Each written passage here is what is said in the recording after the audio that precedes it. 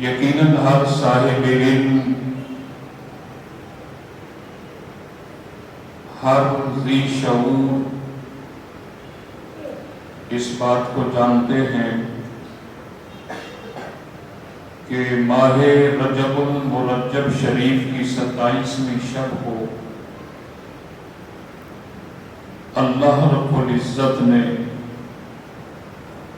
اپنے پیارے محبوب نبی آخر الزمان جناب محمد مصطفیٰ صلی اللہ علیہ وسلم کو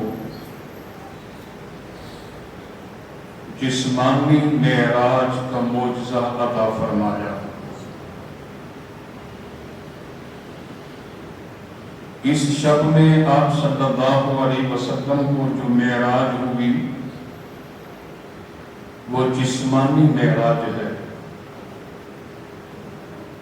کیونکہ روحانی معراج تو آپ صلی اللہ علیہ وسلم کو کئی بار ہوئی، لیکن جسمانی اور روحانی معراج اللہ کریم نے ماہ رجب المرجب شریف کی 27ویں شب کو اپنے پیارے محبوب کو کروائی۔ یہ جو جسمانی معراج کی خصوصیت ہے، امتیازی مقام ہے، یہ حضرت آدم علی نبینا علیہ السلام سے لے کر حضرت عیسیٰ علیہ السلام تک اللہ کے جتنے بھی نبی ہیں، اللہ کے جتنے بھی رسول ہیں، یہ جو معراج کا معجزہ اللہ کریم نے میرے اور آپ کے پیارے نبی کو عطا کیا، یہ جسمانی معراج کی سعادت اور یہ خصوصیت اور یہ امتیازی مقام حضرت آدم علیہ السلام سے لے کر حضرت عیسیٰ علیہ السلام تک کسی نبی کو نہ ملا ہے اور نہ ہی کسی نبی کو ملے گا۔ یہ صرف اور صرف اللہ تعالیٰ نے یہ سعادت اور یہ معجزہ اور یہ امتیازی خصوصیت اپنے پیارے محبوب نبی آخر الزمان امام الانبیاء حضرت محمد مصطفیٰ صلی اللہ علیہ وسلم کو عطا فرمائی۔ محترم حضرات، آپ تاریخ اٹھا کر کے دیکھیں، کلام الرحمن کا مطالعہ کریں تو انبیاء کرام میں سے ایسے بھی انبیاء کرام ہیں جنہوں نے اللہ کریم کی بارگاہ میں یہ التجا اور یہ فریاد کی کہ باری تعالیٰ ہم تیری ذات کے جلوے دیکھنا چاہتے ہیں، اے باری تعالیٰ ہمیں اپنا دیدار عطا فرما۔ لیکن جس نبی نے بھی اللہ کی بارگاہ میں یہ خواہش اور یہ آرزو اور یہ درخواست پیش کی تو اللہ کریم کی بارگاہ سے جواب کیا ملتا ہے کہ تم دیکھنے کی طاقت نہیں رکھتے، میں رب چاہوں تو اپنے جلوے دکھا سکتا ہوں پر تم دیکھنے کی طاقت نہیں رکھتے، اور مجھے دیکھنے کی جو طاقت ہے یہ در یتیم جناب محمد رسول اللہ صلی اللہ علیہ وسلم کا حق ہے۔ حضرت موسیٰ علیہ السلام کے واقعات علماء سے بارہا آپ سنتے ہیں کہ آپ رب کریم کی بارگاہ میں یہ التجا کیا کرتے، لیکن جواب کیا آتا؟ لن ترانی، پیارے کلیم آپ دیکھنے کی طاقت نہیں رکھتے۔ اسی طرح حضرت ابراہیم علیہ السلام آپ نے بھی اس خواہش اور آرزو کا اظہار کیا، لیکن جب رب کے پیارے خلیل کو اس بات کا علم ہوا کہ اللہ کے پیارے کلیم موسیٰ علیہ السلام نے بھی اس بات کی عرض کی تھی، اور انہیں بھی جواب یہی ملا کہ لن ترانی موسیٰ، تم دیکھنے کی طاقت نہیں رکھتے، تو حضرت ابراہیم علیہ السلام نے پھر اپنی دعا، اپنی التجا کا رخ کچھ یوں تبدیل کیا۔ حضرت ابراہیم علیہ السلام نے اللہ کریم کی بارگاہ میں یہ دعا کی، اور ان کی یہ دعا کلام الرحمن کے 3 پارے اور سورۃ البقرہ کی آیت نمبر 260 کے اندر موجود ہے۔ میں ابھی وہ آپ کے سامنے پیش کرتا ہوں۔ مفسرین کرام نے لکھا ہے کہ حضرت ابراہیم علیہ السلام سمندر کے کنارے جب تشریف لے جاتے ہیں، آپ حضرات جانتے ہیں کہ سمندر کا پانی چڑھتا بھی ہے اور سمندر کا پانی اترتا بھی ہے، تو حضرت ابراہیم علیہ السلام نے دیکھا کہ سمندر کا پانی جب چڑھتا ہے، آپ نے دیکھا کہ سمندر کے پانی کے اندر ایک لاش پڑی ہے،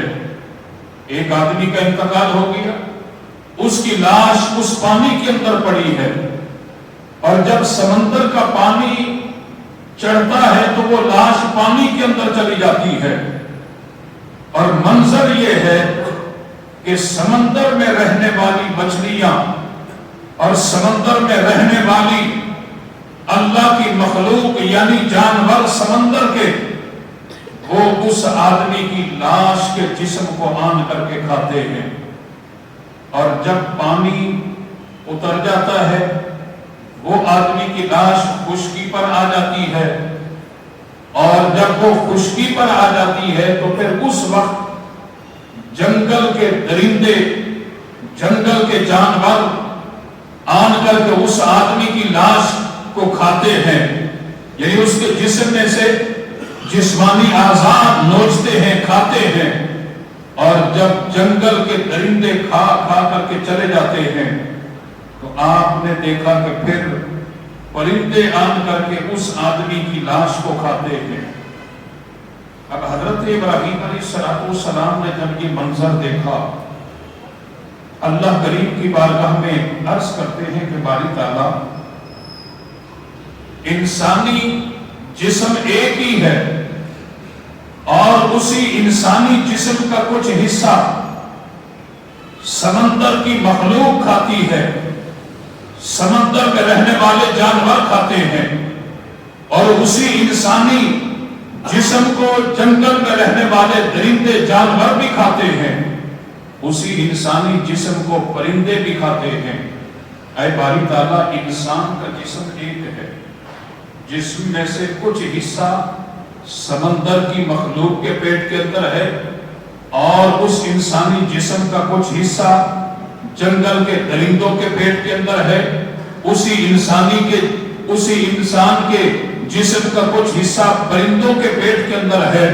اے باری تعالیٰ، قیامت کے روز اس انسان کو تو کس طرح زندہ کرے گا؟ یہ حضرت ابراہیم علیہ السلام نے اللہ کریم کی بارگاہ میں التجا کی، اور یہاں پارہ نمبر 30 اور آیت نمبر 260 کے اندر حضرت ابراہیم علیہ السلام نے محترم حضرات اللہ کریم کی بارگاہ میں اس طرح دعا کی۔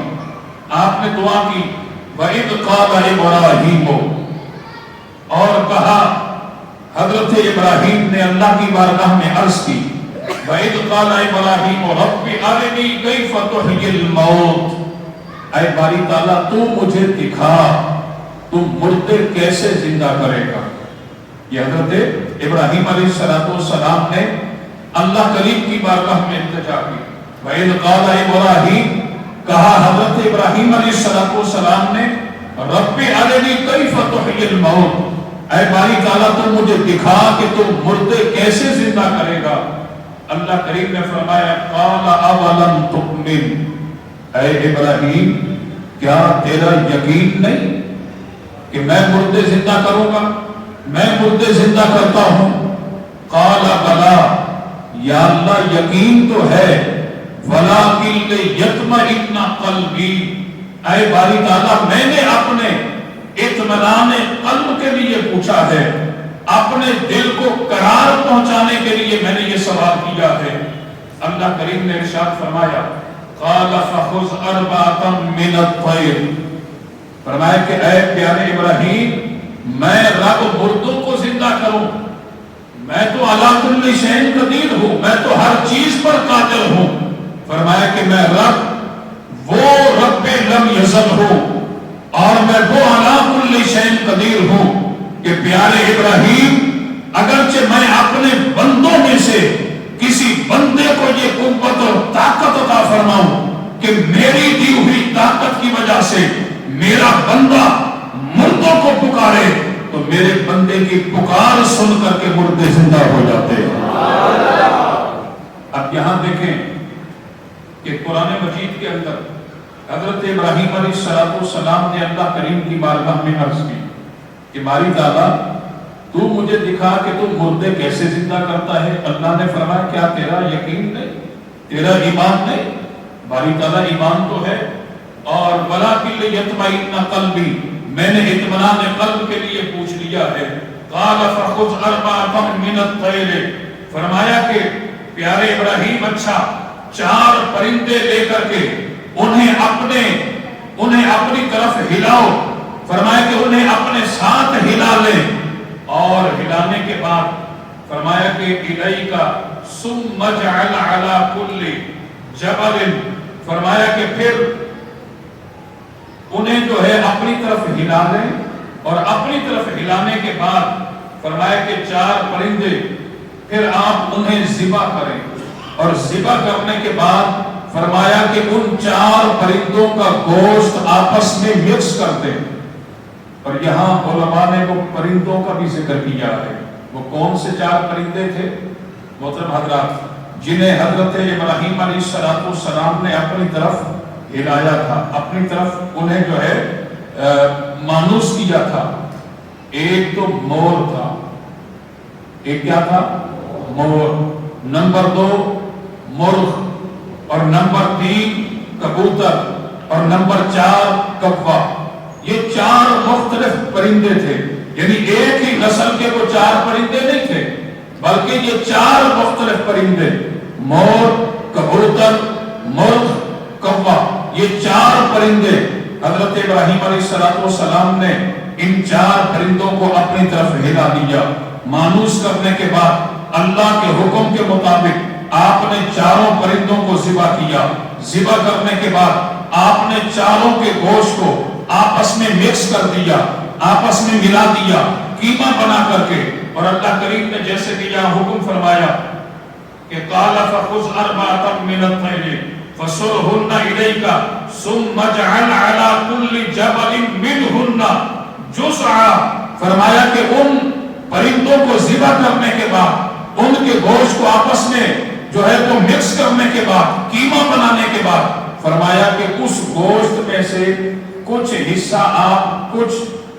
ایک پہاڑ پر رکھیں، کچھ حصہ دوسری جگہ پر رکھیں، کچھ حصہ کچھ اور مقام پر رکھیں۔ فرمایا کہ یہ مختلف مقامات پر ان پرندوں کا گوشت رکھنے کے بعد اللہ کریم نے حضرت ابراہیم علیہ السلام کو حکم دیا، فرمایا کہ پیارے خلیل اب وہ پرندے جنہیں آپ نے خود ذبح کیا، جن کے گوشت کو آپ نے آپس میں مکس کیا، مکس کرنے کے بعد قیمہ بنانے کے بعد مختلف پہاڑات پر آپ نے رکھا، پیارے خلیل انہی مردہ پرندوں کو پکار، ثم ادعوہن یاتینک سعیا، جب تو انہیں پکارے گا وہ پرندے اڑتے ہوئے تیرے قدموں میں حاضر ہو جائیں گے۔